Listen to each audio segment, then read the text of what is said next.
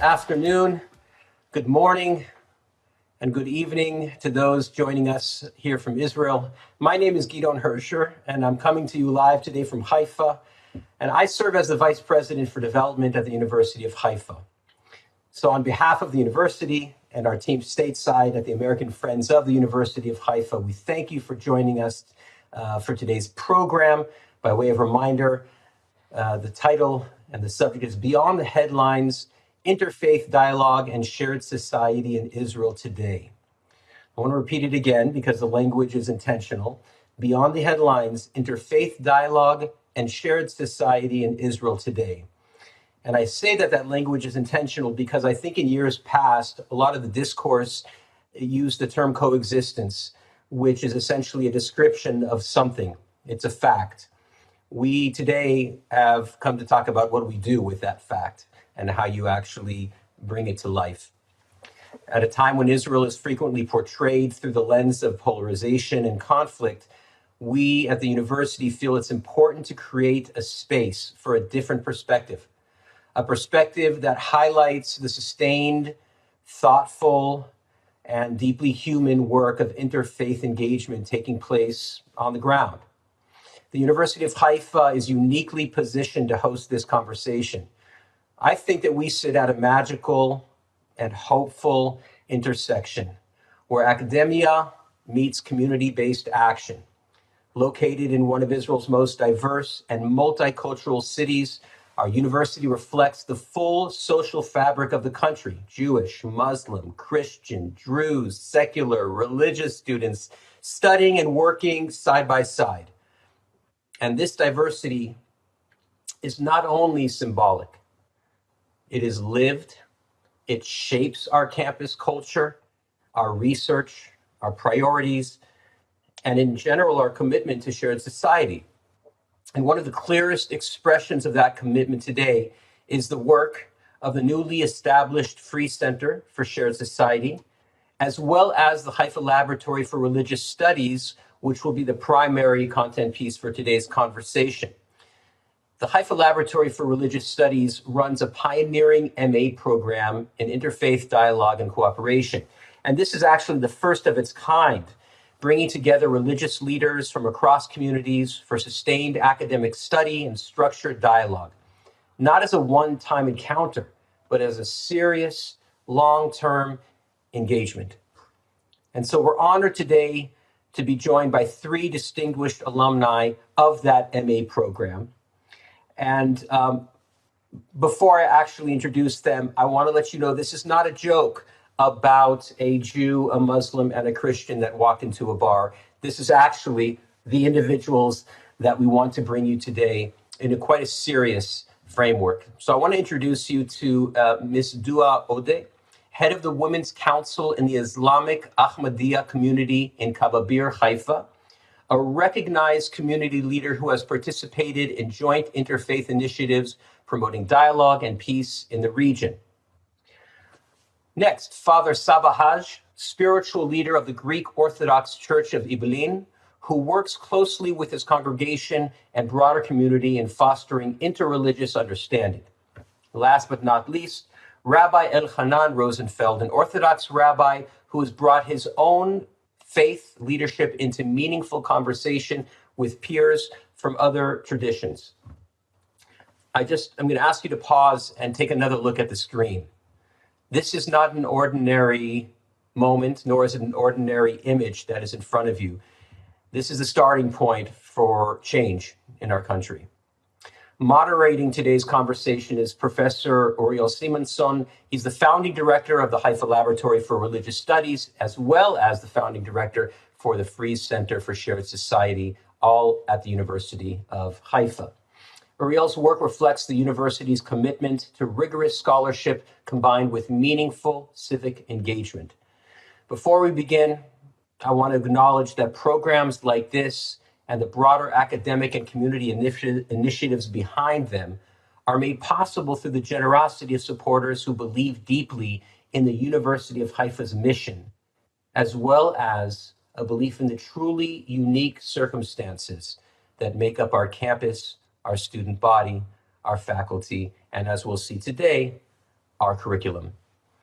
And if today's conversation resonates with you, we hope you will consider partnering with us to sustain and expand this important work. We hope you'll consider supporting us. I'll give you a website at the end should you wish to learn more. Your partnership helps ensure that initiatives advancing this type of dialogue can continue to grow. Last but not least, because today's program features multiple panelists and a structured, moderated dialogue, we won't have a live audience Q&A at this time, but we hope that you'll enjoy hearing directly from our speakers and perspectives. Please keep in mind that if there are questions, we will have an email. Sorry, if there are questions that are not related to during our time together, there will be an email that you can send your questions to, and we'd be happy to answer them. It's now my pleasure to turn the program over to my friend and my colleague, Professor Uriel Simonsohn, to help set the stage. Uriel, in a moment when public narratives, I'm going to open with a question. I'm kind of moving quickly here. Uriel, at a time when public narratives about Israel are often focused on division, are often focused on conflict, polarization, how do you actually understand the role of this laboratory, of the Haifa Laboratory for Religious Studies, and more specifically, how do you understand the role of the master's program in interfaith dialogue and cooperation, all of that within Israeli society today? What makes what you do relevant? Why is it essential right now? Thank you very much, Gidon, and thank you everyone for joining us tonight. I think, or tonight over on our side of the world and afternoon on yours. I think we're before a very unique opportunity to speak with participants of a very unique program, and I'm very excited about sharing what they've managed to achieve over more than a year ago. But to address Gidon's questions at the beginning, we at the Haifa Laboratory for Religious Studies, when we conceived this center, we understood two things. The first is that religious communities, ever since antiquity, the monotheistic ones, are anything but mere spiritual and ritualistic entities. These are communities, civic and social entities, that allow their members to address a variety of issues concerning their lives, starting with basic things such as education and social solidarity and law and raising your children and so forth and so on. And the other premise, or rather the fact, is that surveys show that close to 80% of Israel's population, Jews or Arabs, have some kind of relationship with God or with religion. And that renders religion and religious communities especially instrumental in a highly polarized setting where most channels of communication are currently clogged or blocked. Jews and Arabs, ever since October 7th, find it more and more difficult to engage in conversation, to get into the room and talk about the real issues. So through our work with religious communities, with religious leaders, with members of religious communities, we try to overcome that blockage, and we try to initiate dialogue, first of all, through a religious vocabulary, a religious terminology, and a religious set of ideals. With these, we facilitate the first steps of trust and recognition, empathy, mutual recognition and empathy among members of different faiths. It is based on these first steps that we can later on create an experience that will foster understanding and collaboration. The master studies that the graduates of that program are here with us tonight. The master studies at Interfaith Ambassadors is dedicated to religious studies on the one hand, instructions about the history of various phenomena or theologies and relationship between religion and politics, etc.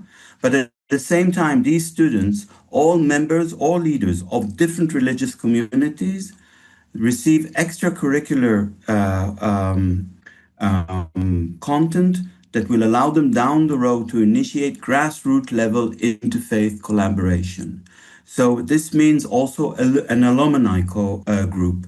And in fact, these are our first alumni. Last year's group consisted of 12 members, Druze, Muslims, Orthodox Jews, Reform Jews, Ahmadis, Muslims, a variety of communities. And this year's cohort that is currently in its progress is pretty much the same composition.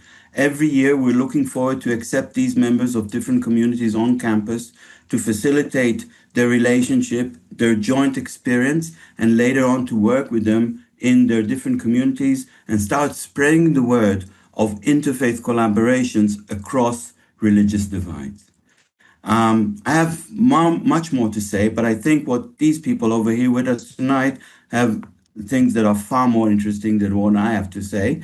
And so I would like to without further ado, begin with Miss Dua Odeh, whom we've already heard about your role in the Ahmadi community here in Haifa. And so could you tell us, please, as a leader within your Muslim community, the Ahmadi Muslim community in Kababir, a neighborhood in Haifa, what does coexistence look like in your daily reality? What are the real challenges and real opportunities you see in engaging across religious lines today? Good evening, Uriel and Mr. Gidon and everyone. Thanks for having us. So my name is Dua Odeh, the head of the Women Association within the Ahmadiyya community. First of all, as to Uriel's question, I don't know if you know my neighborhood. I guess not. So I live in the Kababir neighborhood. So to those who don't know it, it's a mixed neighborhood in Haifa with the majority of Arab Muslims who belong to the Ahmadiyya Muslim community. And I'm proud to say that coexistence in my neighborhood is not just a beautiful idea. It is something we practice every day. For me, coexistence means to live together with love, with respect, and to focus on the positive sides of living together, because we have so many. Let me just start with a verse from the Holy Quran. It says, "We made you nations and tribes so that you may know one another." So this means that differences in religion, culture, or language are positive things. They're meant to help us learn from one another. One more thing about coexistence, I think it also means to work patiently to solve the challenges we face while living together. So in my community, we try to turn this idea into real actions. For example, there were discussions in the past about the call to prayer, the adhan. Many years ago, our community decided not to broadcast the Fajr call to prayer, which is very early in the morning.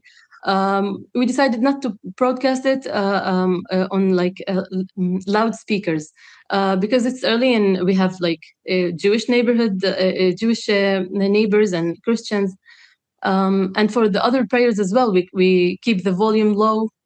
So this is a form of coexistence to me, to think about our neighbors and their comfort, even if it means to give up something for ourselves. And this example represents many other similar decisions in our community. As you all know, the situation in our area is tense. And like many other places, we have faced many tensions that affected the relationship within our neighborhood. People started to fear one another. And the real test comes when people feel afraid. Because when fear takes control, some people turn to racism or isolation. Some of them even take violence and they forget their values and principles. So fear can also create a kind of emotional numbness where people stop feeling the pain of others and they lose their sense of empathy. So that is why building mutual trust is so important to us, because trust grows in difficult times, not in everyday situations. When we listen to each other, when we speak honestly and support one another, and only through trust we can keep our, let's say, community strong and live together in peace. So in that spirit, after the 7th of October, in my neighborhood, we invited our Jewish neighbors, both from our neighborhood and nearby areas, to participate in like a conference. and around 700 people attended. It was, and the majority of them were Jewish. And during this conference, we spoke openly about our fears and reflected together on how we can calm the tensions and ease the atmosphere during such challenging times. And many of our Jewish neighbors shared that the conference was inspiring and gave them hope. So these are a few examples of coexistence in my neighborhood and some of the challenges we face. And you know what really struck me in your words, Dua, are two very basic principles in our work. The first is allowing every participant in any group to insist on its unique identity. The difference is not a threat, but it's actually an opportunity. And the other point is trust. We really need to work hard on trust. And fear is indeed one of the great factors that undermine trust. So I totally concur. Thank you. Father Saba, good to see you tonight. Can I ask you, please, another question? As the spiritual leader of the historic Christian community in Eblin, how do you experience religious coexistence on the ground? And where do you see the tension? And where do you see genuine partnership? Please tell us. Good evening, everyone. Thank you for being with us. I'm from the Greek Orthodox Church. I was born in Eblin. Eblin is a village near Nazareth in Galilee with 14,000 citizens. It's an Arab village. 42% of the population is Christian and 58 are Muslims. And we are generally in a good relationship. To the south of us, there is a town called Shifar'am, and there is also living Christian and Muslim and Druze. And before 48, there was some Jewish community there. And to the north of Eblin, there is a Mitzpeh Observatory. Yes. Mitzpeh Aviv. Or a settlement, yes. It's from a Jewish settlement of Misgav Regional Council. And furthermore, to the north, there is the town Tamra, and all the residents there are Muslim and are Arab. So we live in one area, in one geographical area as a neighbor. And the situation in our village and usually in our area is more or less good. We participate in our village each other in the holidays and in the feasts. And the situation also between us and the Jewish neighbors usually is good as tourists, as neighbors, as they come and they participate with us in the lighting the Christmas tree, and we all you can see the Jewish families coming to visit our village, our churches, and they will eat in the restaurants. But really, if we want to talk clearly, and the relationship between the village residents and the people from the nearby Jewish settlements usually are good, even though those settlements were built in the 80s, in the 1980s, as a part of a government policy to Judaize the Galilee, to make Galilee more Jewish. as I said, that sometimes you will find Jewish bikers coming to visit, but the general situation in all Galilee is more complicated.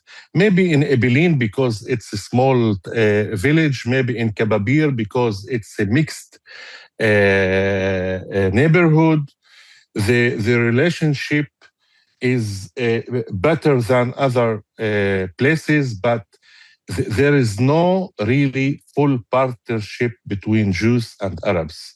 Each group usually lives in its town or in its neighborhood, and they learn, each group learns in a separated education system, one for the Jews, one for the Arab, until the university, Jews and Arab don't truly meet. And you can see the tension between, and you can feel the tension when there is a problem between the Palestinians and the Israelis. There is conflict. You can see that it reflects in the Arab society in Israel. For example, in October 2000, the event in October 2000, after Muhammad al-Durra was killed in Gaza, and after the Sharon was visiting the Temple Mount, 12 Arabs, Israeli citizens were killed by the police. And a commission that investigated and recommend that the government have to fix the discrimination against the Arab sector, especially regarding the land and the building.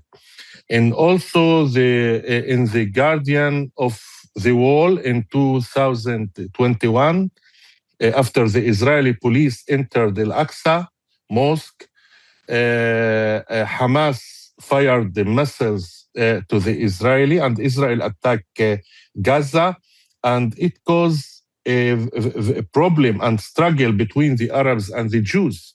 And we remember that the Arab attacked the Jews and the Jews attacked the Arab, and there was a violence between the Arabs and the Jews. Also, after the October 7th, we saw many Jewish settlements start to defend themselves as if they are in a war, and they put the blocks, and they put they were feared that they would be attacked from their Arab neighbor.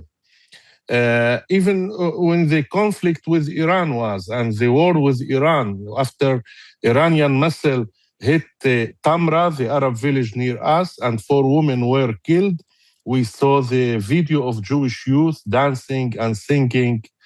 And you can see, even though the situation more or less usually good, but you can see the tension and especially now with this government, you can see the tension and feel the tension in the internet, in the Facebook, and in the street.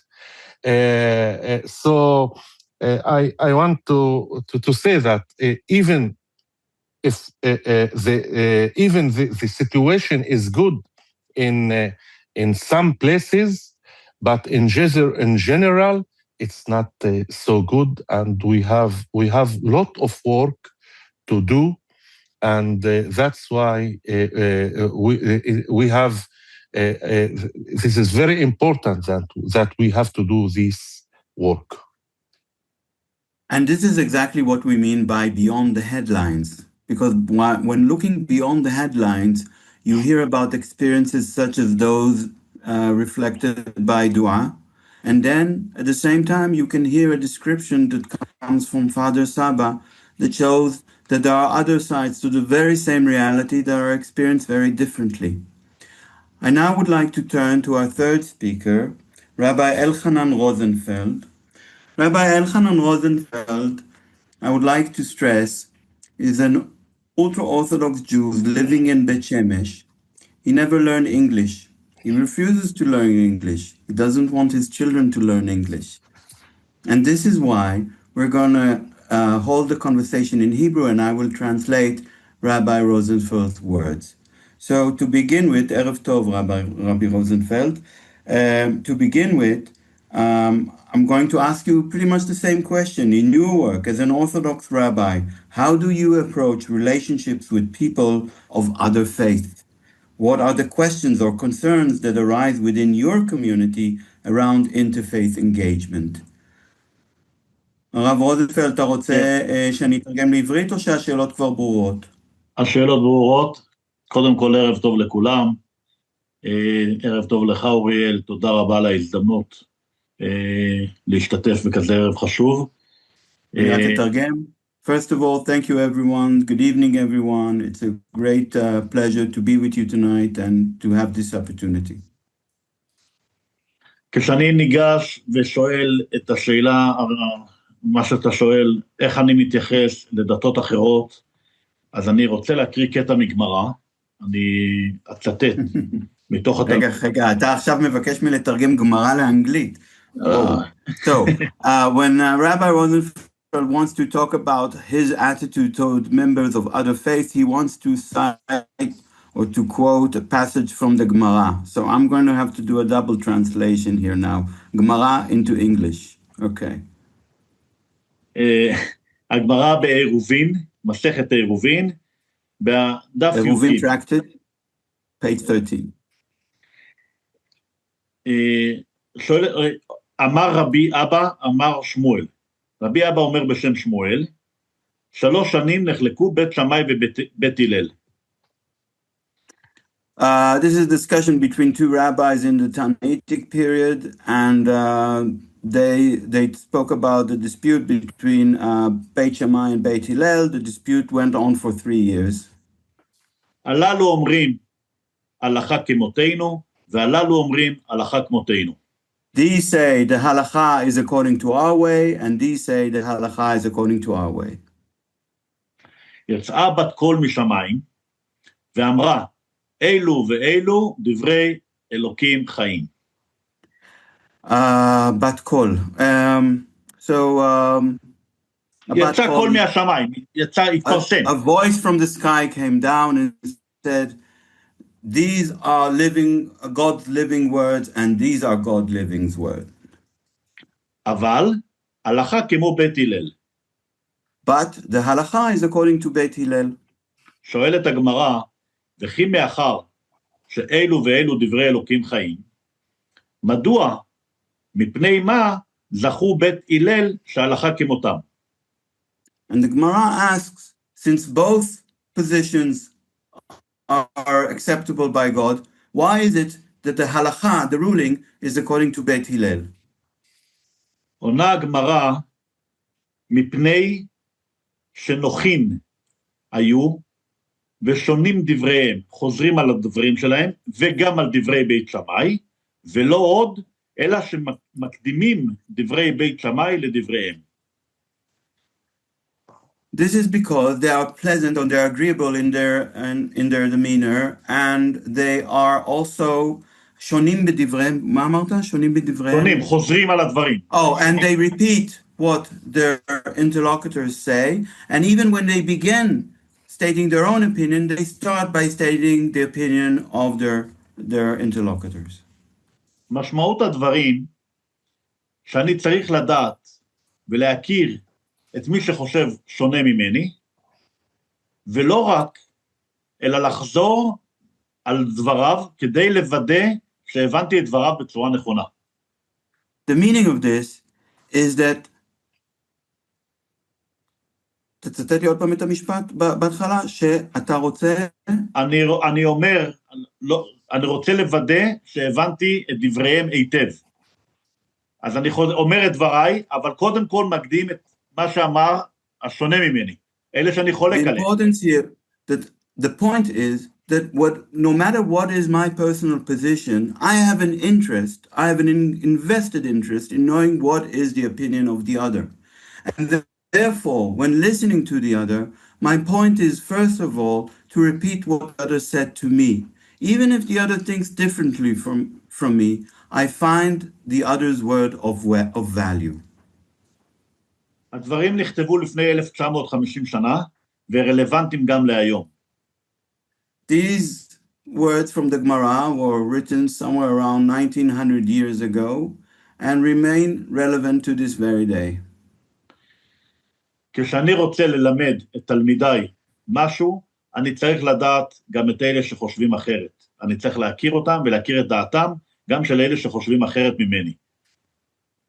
When I teach my students about the other, about members of other communities, of other peoples, of other groups, it is my business to know about them, to inquire about them, to be inquisitive about them, and to tell my students about them, even if we disagree with them. We need to know them. החממה למדעי הדתות של אוניברסיטת חיפה נתנה לי הזדמנות, פתח, צוהר, להכיר דתות שונות מרחבי העולם, ולהכיר אותם לעומק בלמידה אינטנסיבית למשך שנה, לפגוש את האנשים, לשמוע אותם, וללמוד את אלה שחושבים אחרת ממני. The Haifa Laboratory for Religious Studies gave me a lot of opportunity to engage with these kind of inquiries and to learn about different religions and traditions. But I want to press Rabbi Rosenfeld for a moment and ask him, as a rabbi, as a member of your community, have you ever had past engagements with members of other faith in other opportunities? רבי רוזנפלד, אני רוצה לשאול אותך שאלה שלא הייתה כלולה בשאלה המקורית. האם אתה, כרב או כחבר הקהילה שלך, אי פעם היה לך קשר עם בני דתות אחרות? קודם לכן? מעט מאוד, נפגשתי, אבל מעט מאוד, ובדרך כלל לא בצורה של למידה. גם כשנפגשתי עם אנשים, ודאי פגשתי אנשים מדתות אחרות. אתה לא יכול לחיות בארץ ולא לפגוש פועלים מוסלמים. אתה לא יכול להיות בארץ ולא לפגוש אותם באוטובוס, הם נהגי אוטובוס, הם עובדים איתנו, אנחנו פוגשים אותם. אבל לא ללמידה ולא להבנה ולא להיקף כזה רחב. So Rabbi Rosenfeld says, yes, I did get a chance to meet members of other communities in this country, but how? As drivers, as workers, as people who you come across in your daily affairs. But to study together with, to converse, to explore together, that I had never experienced before. היום כשאני פוגש אנשים ברחוב, אני לא מכיר את הסיפור שלהם. לא נוצר בעינינו חיבור ודיבור ושיח כדי להבין את הסיפור. לשמוע את הדעה של הפלסטינאים שגרו פה בארץ, ולשמוע דעה של אלה שחוו את מה שהיה ב-48, ומה שהם חוו, גם אם אני חושב שאנחנו צודקים במאבק הזה, עדיין לשמוע את הסיפור הזה, שמעתי רק באוניברסיטת חיפה. It is the first time at the University of Haifa that I've ever had an opportunity to hear about alternative narratives to the one that I hold to. It is the first time through my studies that I've learned the history of this country before 48 and after 48 in a much more comprehensive way. And it doesn't matter whether I prescribe to that narrative or not. I should be able to know what other things and how they perceive the reality in this country. עוד הערה אחת אחרונה? עוד הערה אחת אחרונה בחלק השני של השאלה. איך מתייחסים... אנחנו עוד לא הגענו לחלק השני של השאלה. לא לשאלה, בחלק השני של השאלה הראשונה. איך הקהילה מתייחסת לזה? איך הקהילה מתחברת לחלק הזה של החיבור בין הדתות? ההלכה אומרת דברים מאוד מאוד ברורים, מה אנחנו צריכים ויכולים לעשות, כדי, האיסור הוא להתחתן עם בני דתות אחרות. וההלכה מאוד מסבירה מה מותר לעשות ומה אסור לעשות. אנחנו צריכים להישמר שלא יגיע לידי חתונה עם בני דתות אחרות, וההלכה מגדירה בדיוק, אתם יכולים להיות ביחד, יכולים ללמוד ביחד, יכולים לעבוד ביחד, לגור אחד ליד השני, יש שתי מגבלות בהלכה שאותם לא עושים, כדי לא להגיע למצב של חברות מוחלטת, לייצר איזשהו דיסטנס בין שתי הקבוצות, כדי להבין, אוקיי, לחתונה אנחנו לא מגיעים. ומה הדבר השני? לא, זה שתי הנקודות, איך עושים את זה? זה אחד, לא לאכול אוכל שבישל מי שאינו יהודי. אוקיי, אוכל וחתונה. So לא, really... כדי לא להגיע לחתונה, כדי לא להגיע לחתונה, אז יש שני דברים, לא לאכול את מה שהם בישלו, ולא לאכול מאפה שהם אפו. כאילו אוכל שאחרים, בני דתות אחרות הכינו. The Rabbi Rosenfeld's community, the ultra-Orthodox community, and other Orthodox community in Israel, they obviously run their lives very closely to halachic principles. And these delineate very clearly what is permitted and what is forbidden when it comes to relationship with non-Jews. And these concern matters of matrimony, of course, but also forbidden foods. And these are the points where there are sort of this insistence upon separation. But other than those, if we work around what is sacred to us, and at the same time identify where we can come together, this is the attitude that pretty much prevails among his community. So I'm gonna move into the another brief round of second questions. We still have a little time. And Dua, the next question that I want to refer to you, and if you could answer relatively briefly, as a leader within the Ahmadiyya Muslim community in Kababir, and as someone who's participated in the MA program through the Haifa Laboratory for Religious Studies, were there any new relationships, new experiences, new programs, new plans that you've witnessed since then? Well, yes, of course. During the MA program, I built a real relationships with Jewish and Christians and Druze classmates. Some of these relationships have continued after graduation. We have stayed in contact, participated in dialogues, in community activities.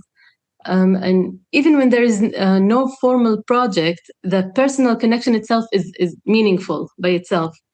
And yes, these relationships influence my work today because they remind me that ignorance disappears when people truly meet each other. When we know one another, fear becomes smaller and coexistence becomes real. Not forced, not based on pressure, but based on understanding, respect, and sincere acceptance. So programs like this, MA, are very important because they create real opportunities for people from different backgrounds to get to know one another. Maybe I'll tell you a little about my first meeting with Elchanan because to me it was special. It was the first time I meet an ultra-Orthodox rabbi. And I remember myself, I was nervous. I didn't know if I even can say hello, if he's allowed to answer me, if or like what should I do? It was very confusing to me being in that situation, and I felt really ignorant. And then when we had to meet and had to talk about some sort of subject, and Elchanan chose the really good words to comfort me. I felt it. He said it in a very small, short sentence. He talked about that situation in the country, and he said very nice words that comforted me. And then I felt really silly for having all these hesitations. And now we're working on a mutual visit plan, between my group of Muslims and his community, like the Orthodox Jewish. And we hope these meetings will do good to our society and in calming the tension in the area. Thank you, Dua. These students, Dua and others, they're currently conceiving or implementing projects that they've began working on in the summer. And all of these projects are supposed to bring members of the program into contact and allow them to develop something that will have an impact on their communities. So back in October, was it? I'm not sure, or November, the group visited Elchanan and his wife in Bet Shemesh. And for the first time, Father Saba, a priest, walked in the streets of Bet Shemesh, and members of other religions. That's a rare sight in Bet Shemesh. But that gives an indication of the kind of crossings that we attempt to do across these communal boundaries. And I would like to move to Father Saba Father Saba, you are a very experienced actor in the field of interfaith dialogue, but I want to focus specifically on your experiences here through the MA Studies program and your relationship. Can you tell us if anything emerged out of that? Are you planning anything in the near future with fellow students? Yes. Of course, during my studies, I learned many new things, many new interesting things that opened and refreshed my mind.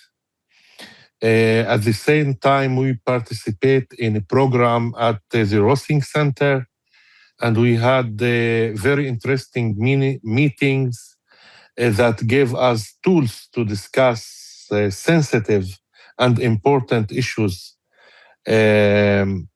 And we worked on a very rich project there. As a student, and that we learn in this program, we became a very close group of friends, even after finishing our studies. My visit to Beit Shemesh, it was very unique. It was my first time that I passed near Beit Shemesh, but I have never visited the neighborhood, and it was when I visited Rabbi Elchanan house. It was for me very a good experience. I will never forget this visit to his home.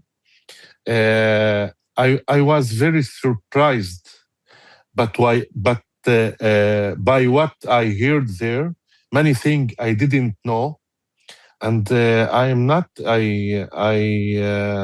studied in the Hebrew University for 3.5 years, and I have worked as a lawyer for 17 years. And even though I didn't truly know what the ultra-Orthodox community, what they study and what they don't study. We also, as you remember, we visited also the medical center, and in our ways there, we met on the street two guys, and they were very surprised about what I'm wearing there, my clerical robes. And after they know that I am a Christian priest, if you remember, they talk not in a nice way, because they don't know me, because it's the first time that they see me and see someone like me. And as the dua said, you have feared from things that you don't know. And if you remember also, when we went to the restaurant to eat there, people there also found it strange to see a rabbi and Christian priest and the Druze and Muslim sheikh sitting and eating together in the restaurant. But I believe that this is a beautiful, very beautiful picture we need to show, even if people don't understand at the beginning. Slowly they will begin to use to these pictures, I hope, and people will understand that there is another way to live side by side, and to live in peace, because I think that peace is the only way that we can live together. And every struggle and every war, it brings us damage for both sides. So I think, and also I am planning now the next meeting in my church, and I hope that we will continue meeting and continue make a program for the benefit of all the citizens in Israel. Thank you. Thank you very much. Rabbi Elchanan, you're the last to close this round of conversation. Please tell us how, if at all, anything has emerged, developed from your time in the program and the relationships that were forged afterwards. רב אלחנן, רק תספר לנו קצת על דברים שהתפתחו מאז שהיית בתוכנית, האם נוצרו קשרים מיוחדים, האם יש תוכניות, איך אתה רואה את ההתפתחות שלך ביחסים עם אנשים אחרים או בקשרים עם קהילות אחרות נוכח התוכנית. ותעשה את זה רק בקצרה, כי אנחנו במצוקת זמן. בגדול, יש תוכניות, כמו שכבר הזכירו, שבאו אלינו לקהילה להיפגש ולהכיר את הקהילה, אנחנו יצאנו לקהילות אחרות לפגוש ולהכיר אותם, אני מאוד מקווה שזה יתרחב, ונוכל כדי להכיר יותר, כי חלק גדול מהפחד שאנחנו חיים בו, מחוסר ההיכרות. תן לי רק לתרגם. So, a major part of our current activities include mutual visits of members of my community to other communities and members of other communities of our own. We should all remember that the first and foremost task is really to break barriers and get people to know each other. This is our first mission. תמשיך? בארצות הברית, ולא רק, בכל מדינות העולם, היהודים חיים ברוב המקומות לצד בני דתות אחרות. הם חיים בשכנות, יש מקומות שאפילו זה באותו בניין, גרנו במדינות שונות בעולם, הייתי בשליחות חינוכית בהונג קונג, במזרח אירופה, בכמה מדינות. גרתי באותו בניין עם אנשים בני דתות אחרות, מקומיים.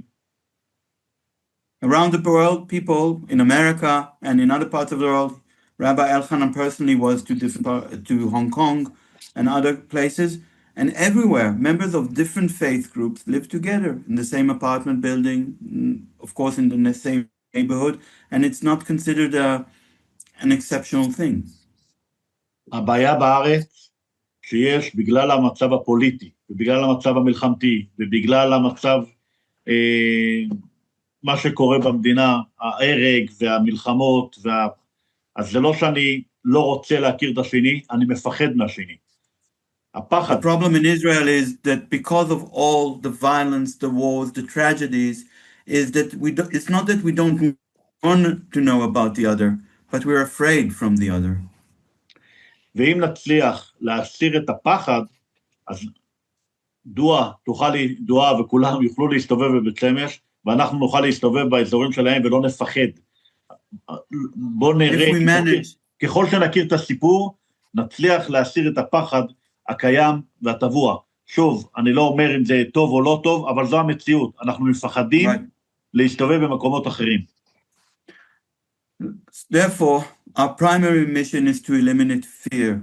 If we eliminate fear, there is a lot of interest in knowing each other, and members of different communities will feel safe and free to go everywhere in the country and to engage with one another. So our primary task is to eliminate fear. And the only way to eliminate fear is by learning about one another. אם בזכות החממה, התוכנית הזאת, נצליח להסיר את הפחד שקיים בינינו, נוכל לחיות אחד לצד השני, בלי בעיה. If through such activities as our MA program, we will allow people to cross those lines and live without fear, then we've made a major contribution to the future of our country. So at this point, unfortunately, I need to thank all three speakers because we're approaching the close of this webinar.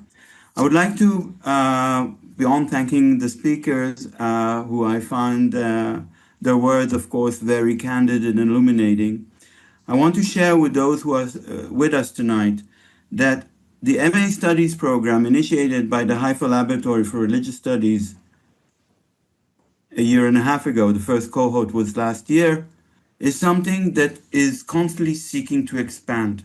Imagine if an average participant in such a program has an average number of 50 members of his or her congregation.